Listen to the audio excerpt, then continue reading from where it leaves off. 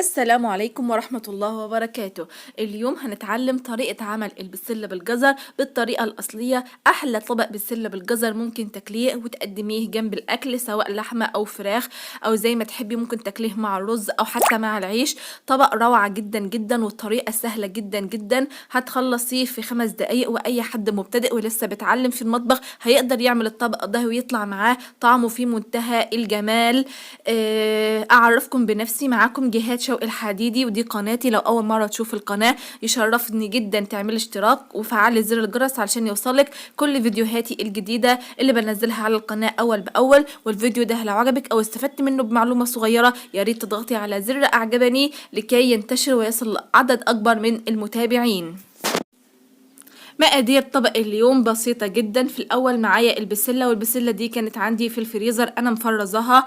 كمان معايا بصلة مقطعة قطع صغيرة، مكعبات صغيرة بالشكل ده، وملعقة كبيرة من الثوم المفروم أو المهروس، ومعايا عصير من الطماطم مضروب في الخلاط. المقادير تاني، معايا بسلة، ممكن تستخدمي بسلة طازة او بسلة متفرزة على حسب الرغبة. الاتنين هيبقوا يكونوا طعمهم حلو جدا معاكي لو اتبعت الطريقة اللي انا هعملها بيها دي. معايا بصلة مقطعة مكعبات صغيرة، ملعقة من الثوم المفروم او المهروس، الملح والبهارات، فلفل اسود، كمون، كزبرة ناشفة، و 7 بهارات، يعني معلقة صغيرة أو نص معلقة صغيرة من كل حاجة. وكمان معايا الملح هتظبطيه على حسب رغبتك. في البداية هجيب الحلة فيها شوية من الزيت أو شوية من السمن على حسب رغبتك زي ما تفضلي في الطبخة عندك. أو الزيت والسمن هيكون طعمه حلو جدا. هنزل بالبصل المقطع مكعبات صغيرة ده بالشكل ده، وهسيب البصل معايا لحد ما يدبل ويدخل على لون الاصفرار. وخلي بالك عشان البصل ما يتحرقش منك بالشكل ده. انا عايزه الدرجه المطلوبه دي، الدرجه اللي انا عايزاها، مش عايزاها اغمق من كده. بعد كده هنزل بالبسله بتاعتي مع البصل.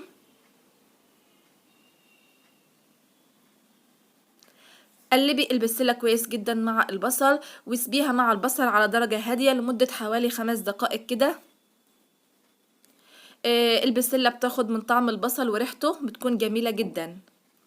يبقى احنا هنسيب البسلة مع البصل في البخار بتاعهم حوالي 5 دقائق على نار هادية قبل اي اضافات تانية بالشكل ده.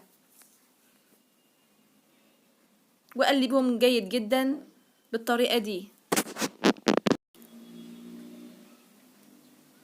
بعد تمام التقليب هبتدي اضيف ملعقة من الثوم المفروم، والملعقة دي بضيفها بعد ما سبت البسلة مع البصل شوية. بعد كده بنزل بملعقة من الثوم المفروم، وكمان بسيبهم مع بعض حوالي 10 دقايق تانيين على درجة حرارة هادية قبل ما اضيف عصير الطماطم. في الفترة دي هتبتدي تشم ريحة البسلة مع الثوم والبصل، ريحتها بتكون جميلة جدا وتفتح النفس. بعد كده هنزل بعصير الطماطم اللي انا ضربها في الخلاط بالشكل ده.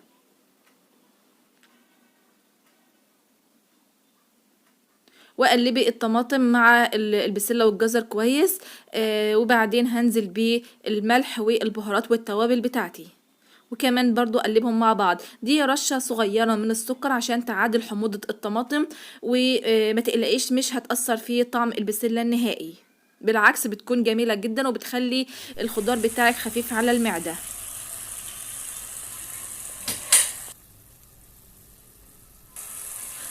سيب البسلة على درجة حرارة عالية لمدة حوالي 5 دقائق كده لحد ما البسلة تبتدي تغلي.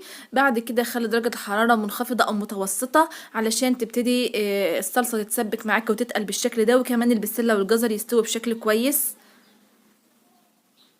كده خلاص البسلة بتاعتنا استوت تمام جدا. وده الشكل النهائي للبسلة، ريحة وطعم تجنن. اتمنى تجربوها بالطريقة دي وتقولوا لي رأيكم في التعليقات.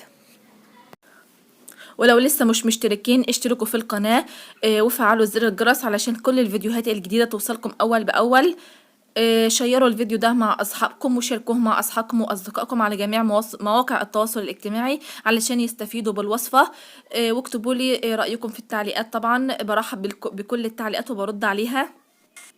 واحب اقول لكم لو بتعملوا البسلة بالطريقة دي اكتبولي، ولو عندكم طريقة تانية برضو عرفوني في التعليقات. انا برحب جدا جدا بكل التجارب المختلفة لنفس النوع من الطعام. طبعا كلنا بنعمل بطريقة مختلفة وكلهم بيكونوا احلى من بعض. والسلام عليكم ورحمة الله وبركاته.